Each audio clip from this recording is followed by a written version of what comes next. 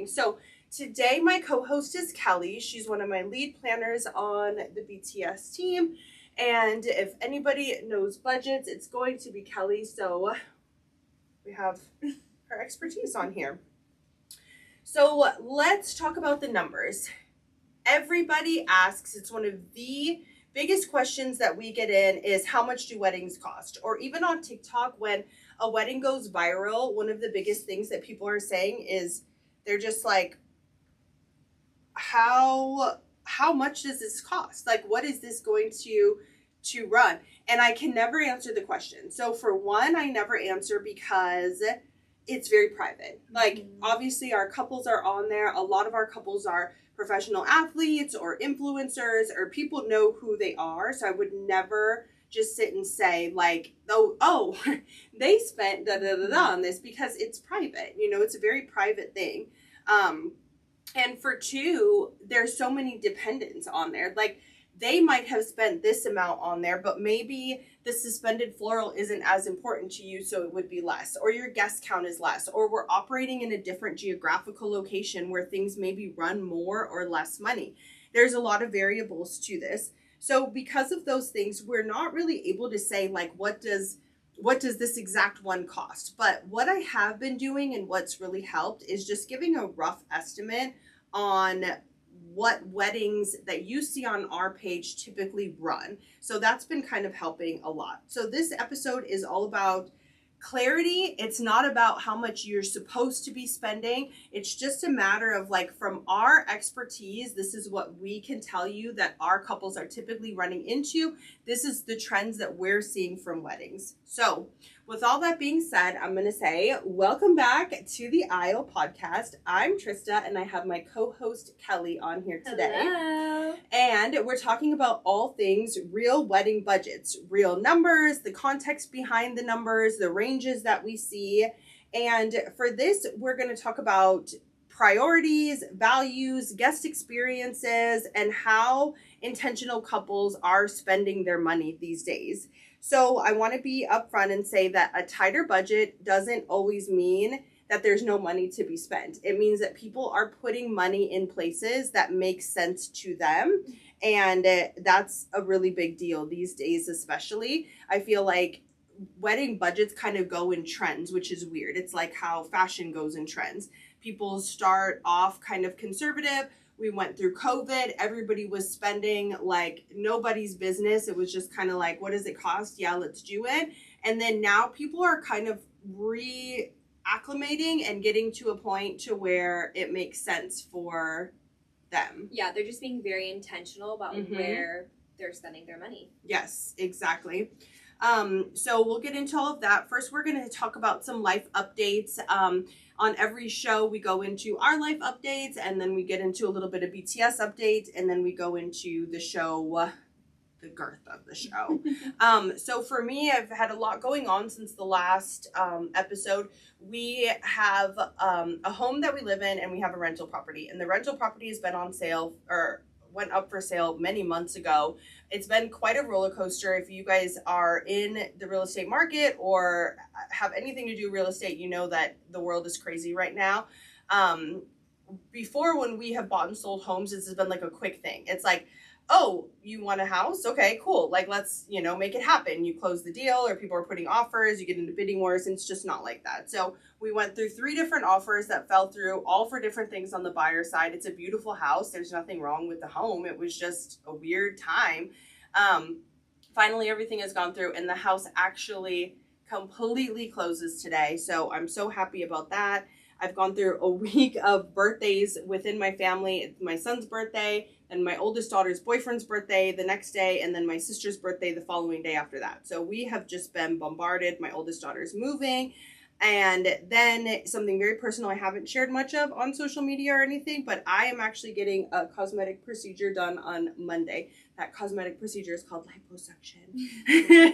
And we're just going to get these little love handles away. I work out often and I can't quite tackle them. And being 40 years old with 3 kids, I think it's just time. So I'm super excited to share my experience with that. I'm kind of getting nervous, but it's going to be good. For you. It's going to be really good. So tell everybody what you have been up to. What are the updates in your life? Well, I have a baby. He just turned 1 about a month ago, so that's huge. And he just started walking last week, and it's so funny. He just like walks around. The He looks like a cutest little walk. drunk little baby, and he falls. And he's talking a ton. He's learning all these new words. Right now, his favorite word is up. He learned up, and every time he falls, he goes up, and he just stands right up. That's so cute. It's so cute. He's just turning into a little man. He is. He is learning and developing so crazy fast. It's really fun to watch. But he keeps us very busy on top of work, and we've had some really fun travel weddings the past 2 months too that have been great. And yeah, I mean, life is just so busy with the baby and at home. My husband and I both work a lot, and so we're just trying to stay as like balanced and grounded as we can. Well, it's funny. I want to talk about, because this is really relatable to moms. Yeah. So you just mentioned having a couple of travel weddings. Yeah. Now, when you first have the baby, it's like, I don't know if I can leave. Yeah, it's weird. Like, And then you're now excited it's to have like, a break, but then I you're need like, a little break, this but feels like illegal. not too much. Yes. No, and now I'm like, it's like a momcation. Yes. And yeah, I mean, we just had a great Cabo wedding last weekend. It was so fun. This past week, I feel like I had a hard time adjusting back to like being in mom mode and like coming home, and it's just like chaos when we get home. Like, he's cranky at night, he wants to eat, he's throwing food, he's screaming, he wants another snack, we do bath, he gets in the, like, put him to bed, and then I sit on the couch and I'm like, whew, Yeah. now I can breathe. Yeah.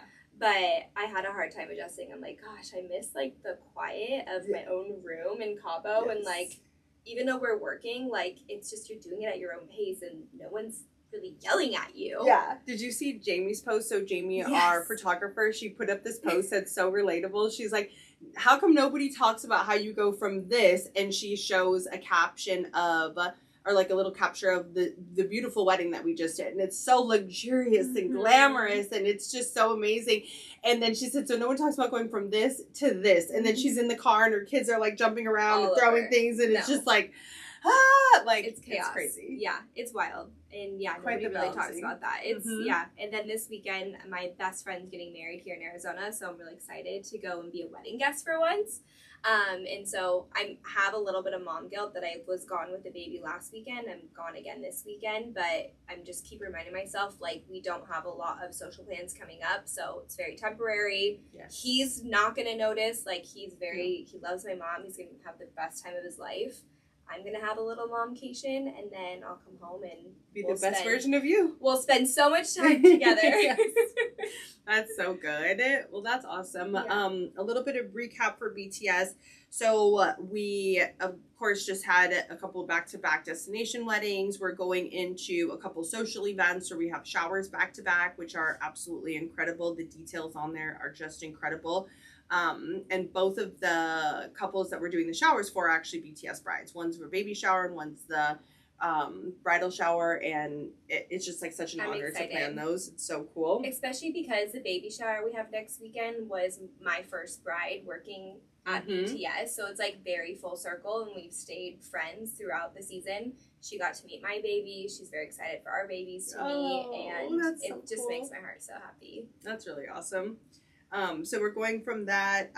One thing that I want to stress, which I have been talking to the girls in the office, and they're probably just tired of hearing it, but I'm obviously a creative, so everybody knows like the stereotypes with creative people in business. It's just a little bit weird and wonky because we don't have the natural structure, and I've been really open about this, that I've always had to learn it. You know, I've always had to learn how to actually do business. And starting off with BTS, I just wanted to make really pretty weddings.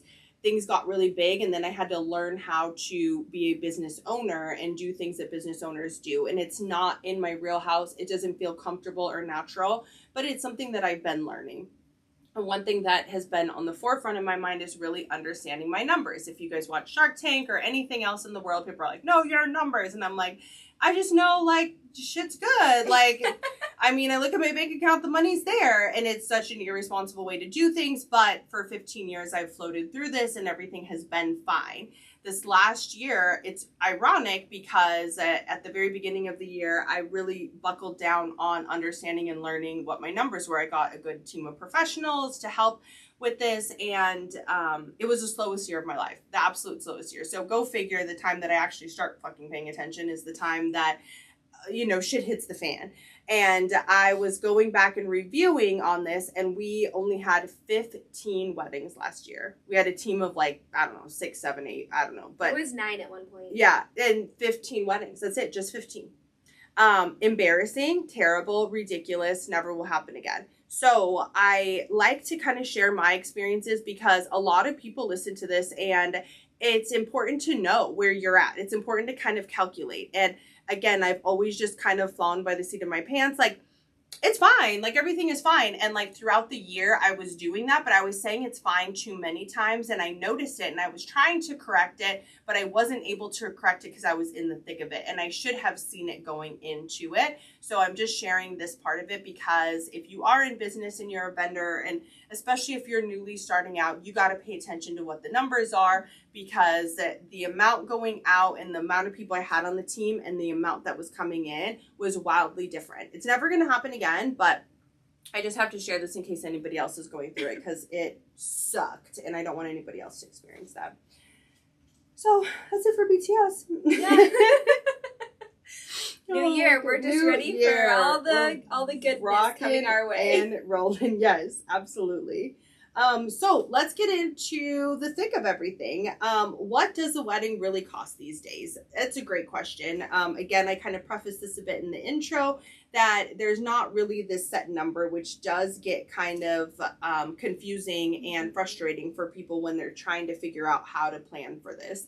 So magic number that I have been able to really kind of like hone in and focus on, if you're looking at the weddings on our page, the couples that we're working with are typically spending between $1,500 and $2,500 per head all in. So 100-person wedding, typical spend $150,000 to $250,000. Some want to stay more conservative, they're a little bit less. Some want to beef that up a bit, they're a little bit more. But general rule of thumb, it's a great equation to plug your numbers into and see visually what that amount gets you in real life. Okay, so now we're going to kind of break this down a little bit and get into some fun things. So if we're talking about a 100-person guest at $2,000 per head, that's a $200,000 wedding. Okay, this could be shocking to some people, or this could seem like that's kind of what I had thought.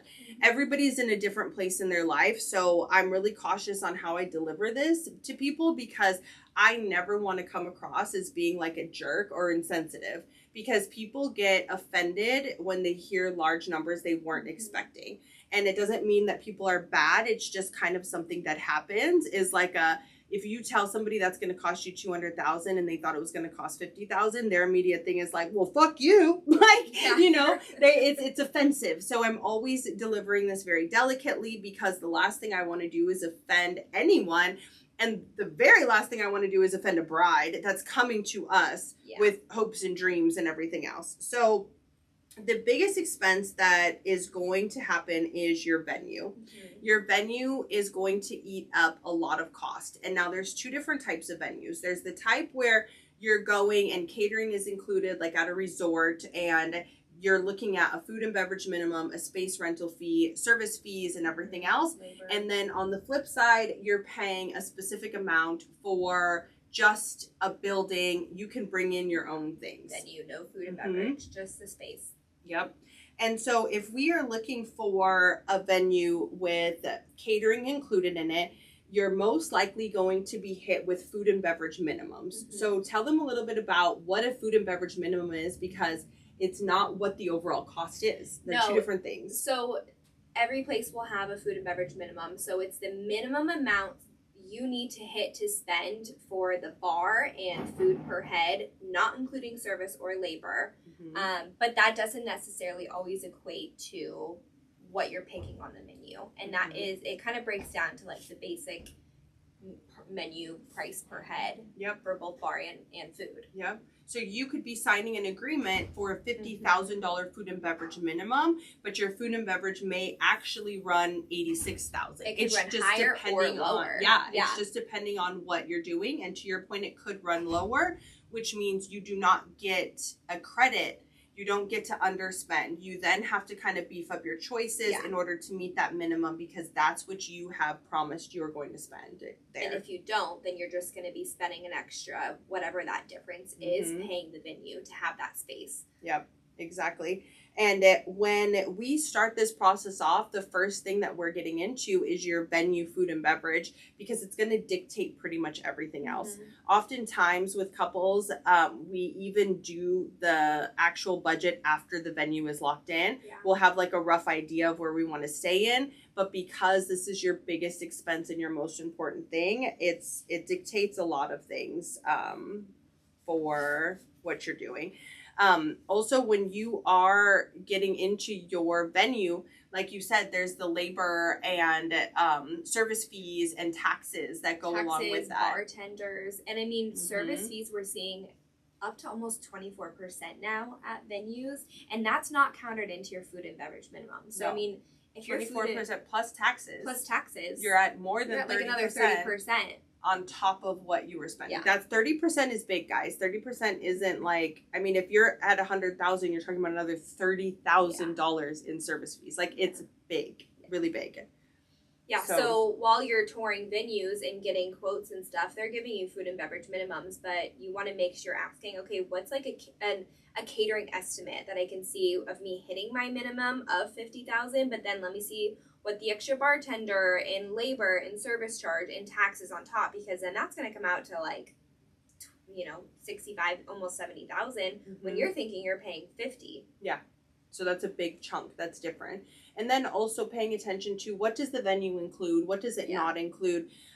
General rule of thumb, a lot of times people are, because they're getting venue first, they're looking for like cheapest option. But pro tip, the cheapest option may end up costing you more in the long run. For one, there might be some hidden kind of fees throughout there. Maybe not. I mean, but it does happen every now and again. But for two, if it's a really cheap option, a lot of times that means you have to bring in a lot more in order to make this look like the way you want it, versus like, for instance, like the wedding we just went just in Cabo. So Grand Villas is one of the most expensive resorts that's out there, but it's gorgeous. So every way that you look, it's just stunning. You don't have to do a lot to the space to have an incredible wedding. So keep in mind, a very cheap venue could end up costing more in the long run. A very expensive venue could allow for a lot less like decor and rentals and things to come in. In some cases, it's just something that we have to communicate so that you make sure that you're researching and that you're thinking of all aspects, not just looking at that one number. Yeah. And like also what they include is if they have in-house chairs, in-house tables, even like a dance floor. Are you going to use them? Are you going to use them? Or are they just like a crappy old folding chair that has been sitting outside for 20 years? Exactly. And so you have this venue expense, and then like we had talked about the catering, the food and beverage minimum versus what the actual spend is. So catering and bar, on average, I'm going to say we have been typically seeing maybe between $200 to $400 a head. And then bar packages being maybe between $75 to $150 a head. So all in all, maybe you're looking at $500, and that's including like your cocktail hour food, your salad, your entree, your dessert, and then your bar, depending on what kind of bar package you want.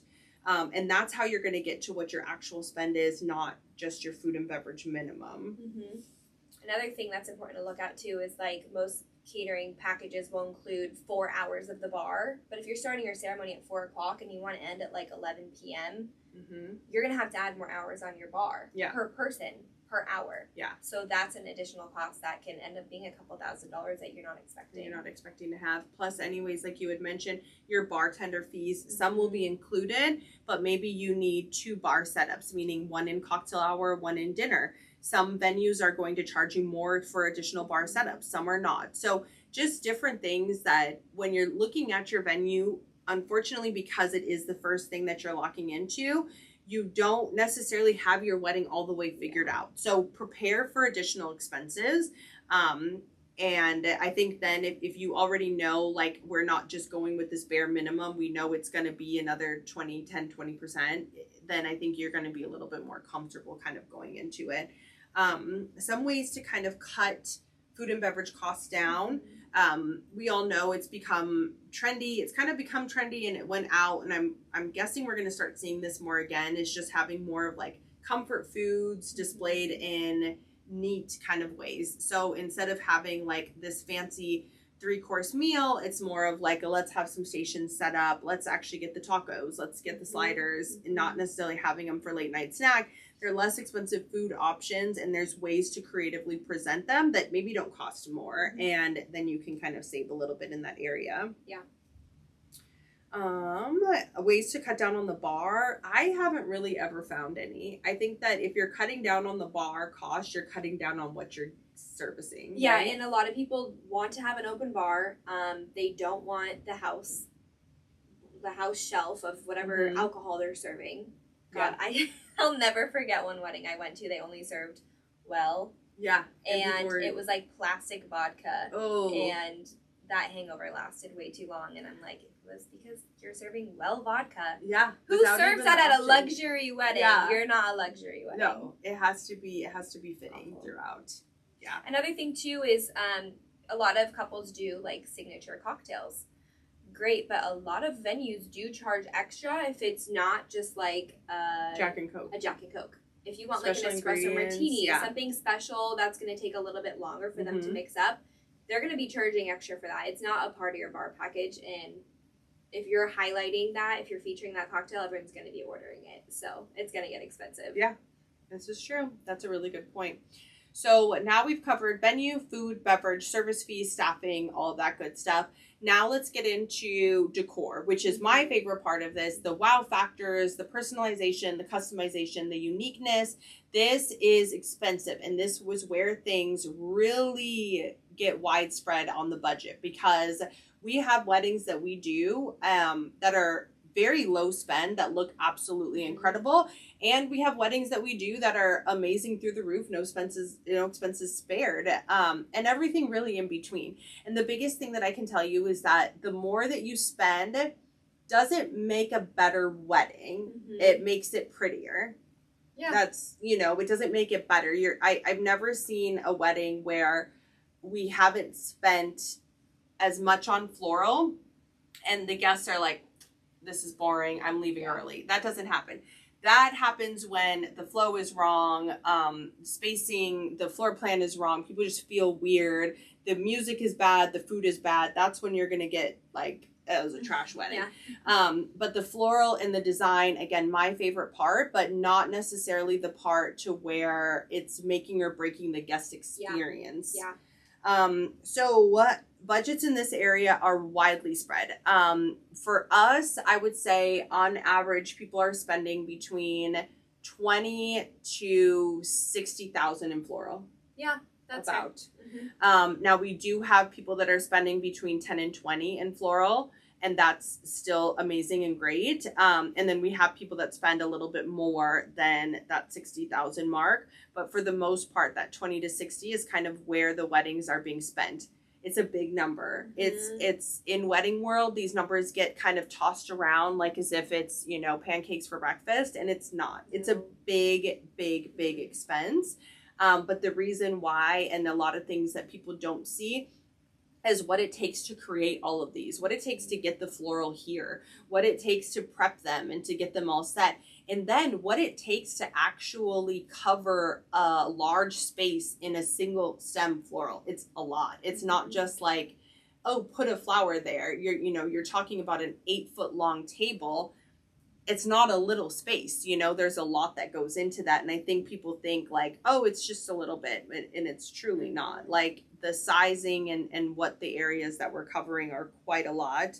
Then not to mention our rentals. It's a lot of things that people don't think about. They're like the chairs, like we'll use the chairs from the venue. I mean, you can, but that's not typically what our couples are using. And so if you're coming to us and you're seeing these weddings on our page and you have this idea painted in your head, it's tricky because your rentals and your lighting is going to be another 20 to 80,000, for what's going on. Yeah. We have a lot of stage build outs, a lot of backdrops, fabrications, things that are custom built, aisleways, dance floor wraps, tables, chairs, the lighting that goes into everything. We have a lighting tech and a designer on site. We have rigging costs. You know, if you have anything that's over people's heads, one thing that people don't understand is that we have to bring in an engineer, like an actual full-on engineer that is make sure everything's safe, everything's to code, and we're not skimping out on that. No, absolutely not. So that's just a widespread kind of way that the budgets can definitely increase or decrease, is really coming down to like the floral and design. Yeah. Let's talk about photo and video. Yeah. What are you on average seeing for photography pricing? I would say anywhere from like $8,000 to $15,000 with our brides. It's very difficult to find a photographer under $5,000 these days. But where that used to be my norm. Yeah. Like I swear on every budget that I had, like I would say maybe like 8 to 12 years ago, it was like a 3 to 5. Yeah. For I photo. mean, when I got married 3 years ago, I didn't have a luxury wedding, but my photographer was maybe $1,500, and that does not exist anymore for like any vendor. I can't find it. Yeah. It's insane. And then video. Video, probably about the same, which I thought video used to be less. Video used to be less, and now it's about the same. Yeah. Maybe a little bit less, but not by much. Yeah.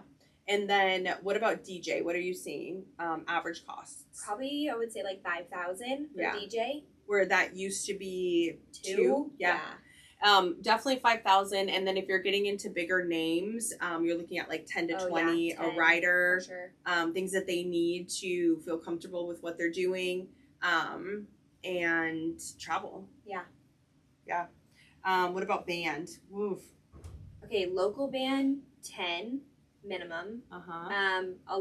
There's not a ton of local bands, I feel like, in Arizona, so I feel like a lot of the bands we've been working with have come here from California, and they're minimum $40,000 for like an 8-piece.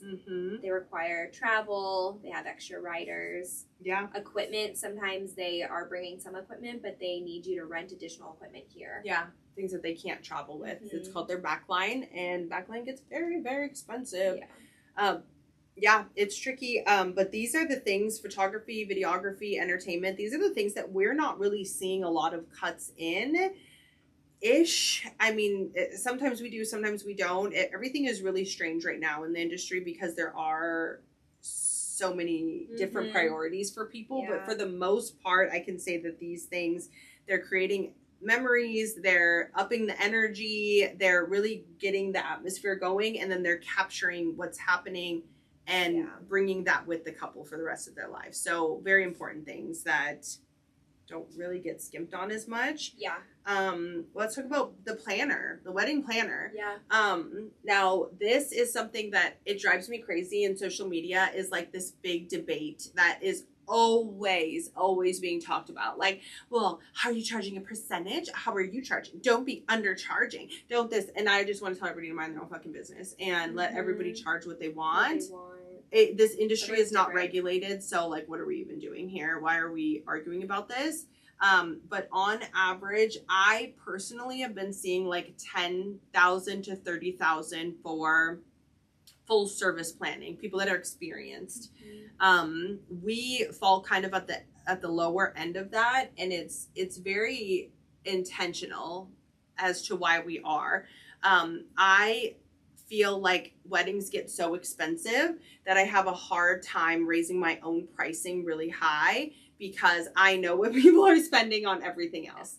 And obviously that's a terrible business model to have, but it just makes me sad, like with what people are having to spend.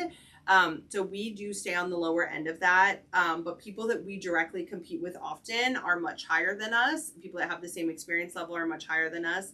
And they're doing amazing things. I'm not going to knock them for it. It's just something that it's hard for me to really justify. Yeah. Talk about like day of coordination. We don't really do that much. I'm going to adjust these lights real quick. We don't do too much day of coordination anymore. Every now and then we'll have a special request, but I feel like day of coordination used to be anywhere from like $1,000 to $2,000. I think when I got married, I paid my $900. And now we're seeing anywhere from $2,000 to $3,000 minimum just for day of coordination. And A lot of other planners that do that only come in like 1 month before the wedding, maybe 6 weeks before the wedding. They're just getting all your vendor information, creating a timeline, and then they show up the day of. Yep. And that's true. We used to do day of coordination quite often, but we don't anymore. We would take it if it was like on a short turnaround time and we had the weekend open, but we just stopped booking it because there was so much coming in. Yeah. Not last year, but there was so much coming in. Year. I know that I couldn't fill up the calendar with day of coordination anymore. Yeah. But it is something we're able to do if we're like 60 days out from the wedding. But a lot of people want to book their planners much. Yeah, a lot of people want to sooner talk than to that. them way more in advance. Yep. And so we went kind of over these big pillars of what everything is costing. Another thing that you want to make sure that you are budgeting and accounting for is the small things that add up. So your officiant, your hair and makeup, transportation that comes in kind of last minute. Yep. And then like seamstress. Oh yeah, alterations. Oh my gosh. Yeah. Girls are so shocked. I mean, I was shocked when I got my dress altered. It's kind of wild. It adds up quick. And then tips. Like tips are never expected, but no one gave me when I went through wedding planning a heads up about tipping people. So like the weekend of like, oh great, the tip's not even included in my venue with food and beverage. Yeah. We got to pull all this extra money together. It's a couple extra $1,000. Yeah. It's so true. So those are the things that are really, it's just you gotta take it all into consideration for. What we're seeing a lot of, like I had mentioned in the beginning of this, is budgets tightening up. And again, this doesn't mean that that there's no money there. It doesn't mean that people are poor or broke. It means that people are becoming very intentional about what they're spending. I think that for the last 5 years, the world in general is sick and tired of the inflation. Yeah. They're tired of, going to the grocery store and buying a carton of eggs for $8. They're tired of shopping around for a photographer and getting told it's $30,000. They're tired of it. Like, it's just like, okay, enough is enough. Like, I even saw this TikTok recently. This girl was on there and she was like, to be honest, I'm engaged and I'm wedding planning. And at this point, I just want a college baddie with a GX7 to photograph my wedding more so than I want a professional photographer because I'm tired of getting these quotes in. Like, it's just exhausting. And that's when I was saying, a little bit earlier too, I'm always very cautious on how I deliver pricing because if you deliver pricing and it's much higher than somebody thought it was going to be, it's offensive. It's very offensive. Yeah. I don't know what happens. I don't know where it goes, but people get offended and they're just like, you're a jerk. And I don't want to be the jerk. I just don't at all. Even you just want to give you your dream wedding and then be your best friend. Yes, exactly. So I think that there is a lot of shifts that are coming. We've talked about it in the office. At the start of this year, I can't tell you how many vendors have reached out to us and sent us their updated pricing. And about 50% of them are going up in pricing and about 50% have dropped their pricing. And I am so interested to see what is going to happen because everybody seems to be reading the room quite differently.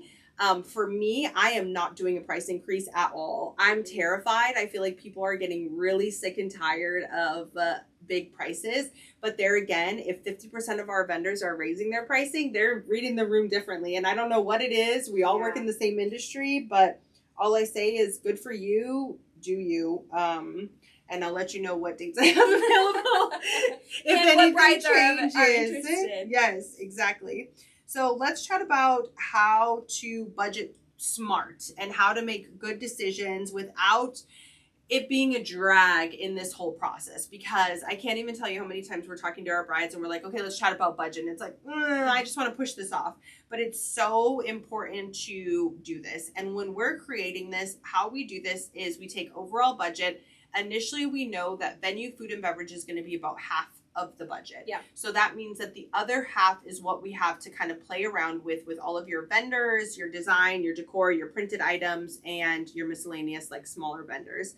So that's where we start. We automatically allocate half towards venue, food and beverage, and then the rest we kind of just trickle down. Now, everybody is different. Some people are going to want to spend a lot more on photography. Some are not. And that's a personal preference. So we need to know what's important to you. So if you're creating your own budget, talk about what matters to you. Where does the bulk of this need to go? And just kind of allocate from there.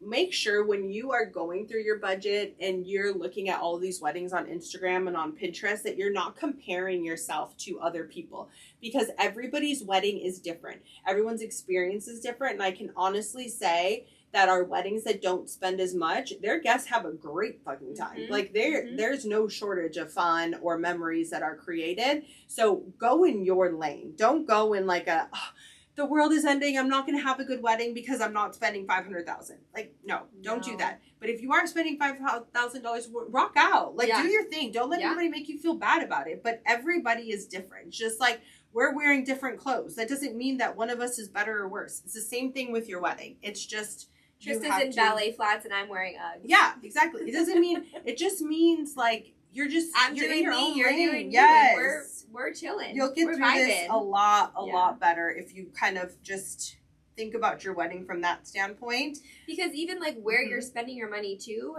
is still going to be great. Yeah. Like booking a high-end expensive 8-piece band versus like a really, really good DJ. Your guests are going to have a good time. Yeah, it's going to be great. So all in all, after going through what weddings that we're typically working on cost, and again, this doesn't mean that we're writing the Bible on the weddings. It just means we're talking about what our weddings typically cost and what advice we have for people that are planning a wedding.